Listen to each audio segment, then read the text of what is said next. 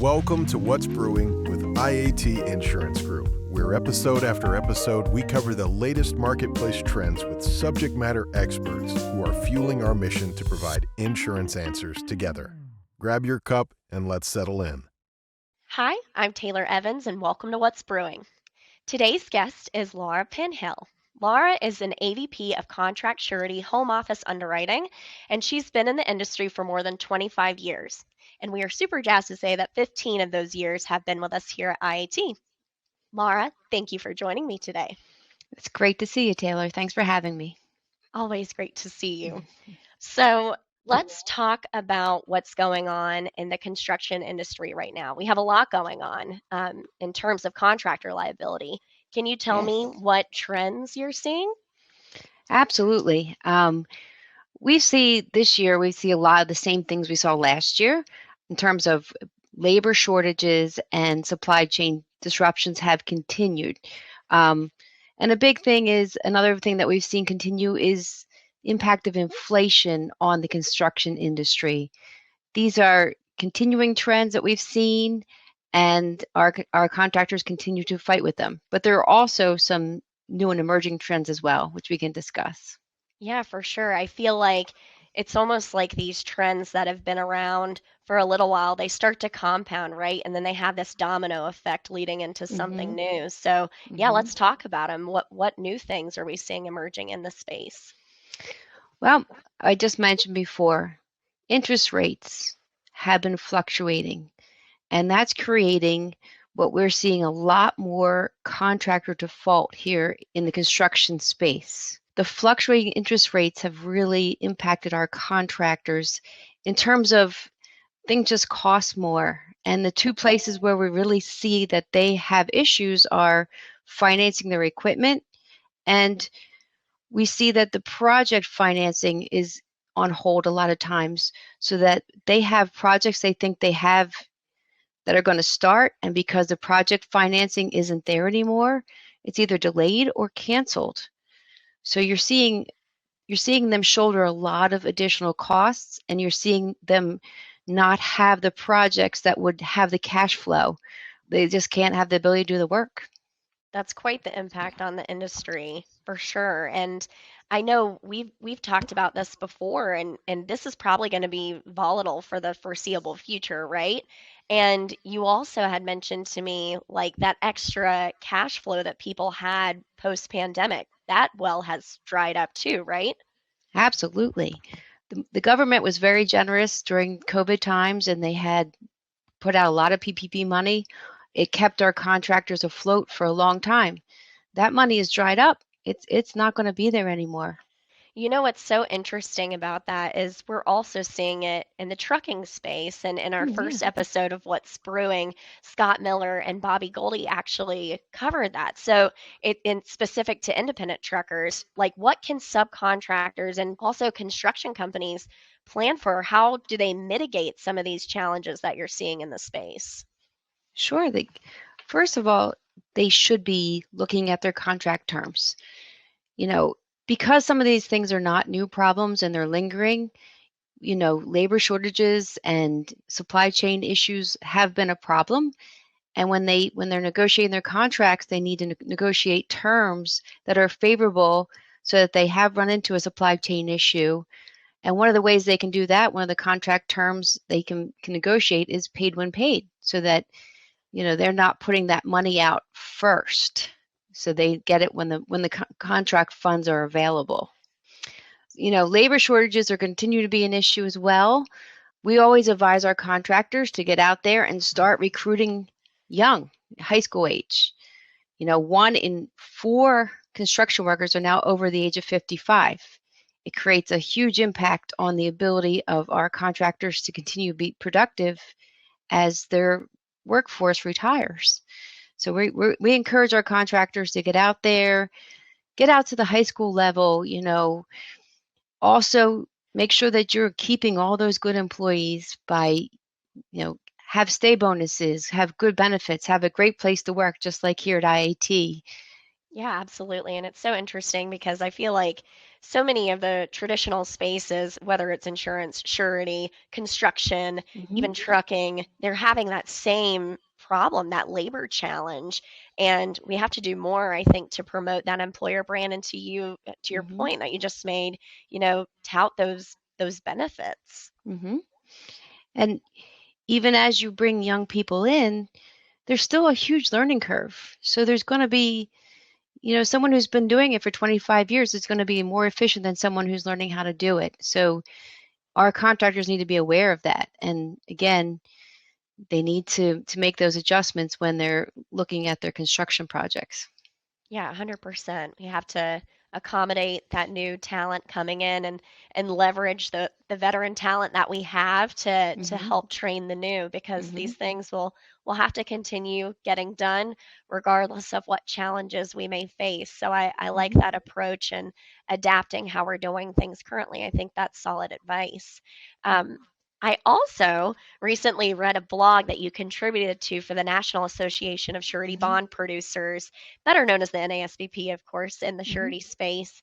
And within that blog, you mentioned private equity firms. Can you explain a little bit about what construction companies are experiencing there in terms of private equity? Sure. This is something that's a relatively new trend that we're seeing. There's been a huge uptick in private equity acquisitions in the construction space. In 2016, only 16% of construction firms were owned by PE firms, and that has increased to almost 42% in 2021. So that's a significant increase. Yeah, and why do you think we're seeing this now? Do you have any insight? That is, to your point, a significant jump. Yes, it's the same thing as we just discussed, Taylor. It's there's an aging construction labor force, but there's also an aging ownership in construction firms. Traditionally, we had seen second and third generations want to take over, and it'd be family-owned business, and it'd be the second and third generation. Younger people don't want to take the construction ownership, so having a PE firm come in and buy out is a retirement plan for a lot of the aging construction owners. So I think that's why we're seeing this trend. That's really interesting. It's kind of back to the domino effect that we Hmm. talked about, a continuing trend leading to emerging challenges within the space. So that's fascinating. And why is something like that risky, would you say? I feel like it's kind of obvious, but would love to hear your Yep. take. Yeah, we don't have that crystal ball that we'd like to have, unfortunately, because it's such a new ownership structure in the construction entity. We really don't know how it's going to turn out because PE firms, the way they're structured, they're on to the next merger and acquisition. If there's a benefit initially, they add a lot of capital into the construction firm, but it's not a long-term solution. We don't know what their plan is. Are they going to sell it in 3 years? Are they just going to wind it down? And it becomes even a bigger risk for us if they don't retain the key employees. Yeah, I think that those are all great points. And now I guess the question is, what do we do? How do we mitigate that, and how can surety organizations help support that? Sure. I think the key in how we start to support that is communication. It begins with communication. We have to understand what the PE firm tries to accomplish. They have to understand where we're coming from, so that if we can sit down and talk and we can kind of come to, here's our goals and here's your goals, and that's the first way we can mitigate it. Secondly, and this is most important, they need to be able to retain the key employees. If the owner needs to stay on for 5 to 7 years because they have the expertise to run the construction arm and they need to be there. Absolutely. I think that's very sage advice. And I know I'd be remiss if I didn't plug this, but listeners who want to learn more can tune into Laura's upcoming Yes. webinar with the Mhm. NASBP. So, Laura, can you tell us a little bit about that, when it's going to be, how people can tune in? Sure.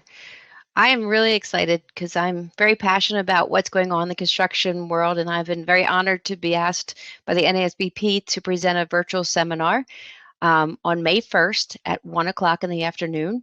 And you can register for that seminar through the NASBP website and through the webinar. And I would love for you to hear a little more about the trends that are going on in the construction world. Thanks, Laura. I can't wait to tune in for that. I'm sure it's going to be amazing, and you're going to provide some stellar insights for folks. So looking forward to May 1st. But before I let you go, I still have some questions, but I more so wanted to lean into the labor shortage issue that we talked about, but this time in terms of the surety industry specifically. And Laura, one thing that I really admire about you is that you are really the champion of our surety trainee program here at IAT. And I would love to know about your journey into surety, because you told me that you were a biology major. So clearly surety wasn't on your radar at first, but would love to know what attracted you to the industry and why you chose to stay. Sure. First of all, I'm very passionate about training. I think that it's very important to bring young people and support them early on in their career.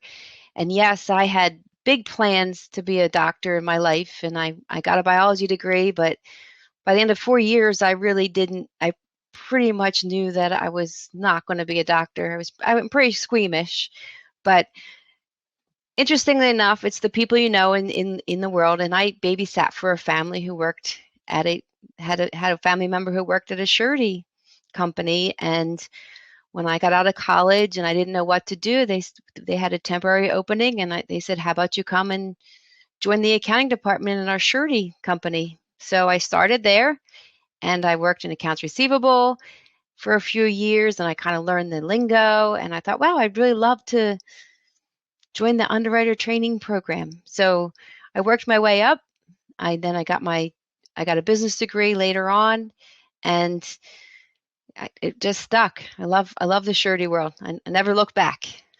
And you're great at what you do. And I know a lot of people say like insurance and surety, they're kind of the best kept secrets of the workforce. But, I'm glad that you took a moment to share that, because I think that we all, in this space should really rival against that and let more people know. Because to your point, the industry, it's in a lot of ways retiring out, and we need young talent to be just as passionate. So I appreciate you sharing your perspective.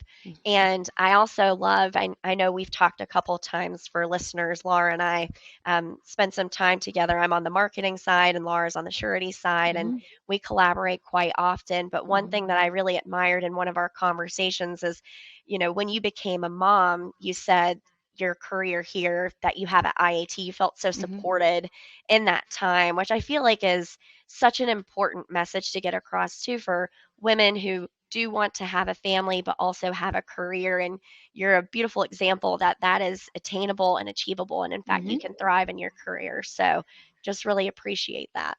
Yes, and you're right, Taylor.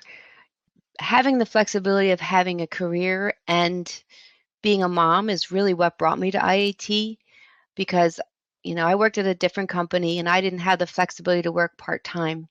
And it was on my terms. I started part-time, and I gradually worked my way up, worked my hours up to where I became full-time. And I'm so grateful I had the opportunity to do both. And it's a great opportunity here. I'm so appreciative of the time, and now my kids are all grown up, and I have an amazing career here, and I'm really excited to be here. Well, we're really lucky to have you, Laura, and I feel very lucky to have had about 15 minutes of your time today and really appreciate it. So thank you. And thank you for sharing with our listeners your expertise. Like, what a treat. And if you want to hear more, tune in to the NASBP virtual podcast on May 1st. And that's it for this episode of What's Brewing. We'll see you next time. Providing insurance answers together is what we do best. Thanks for tuning in to the latest episode of What's Brewing. Until next time.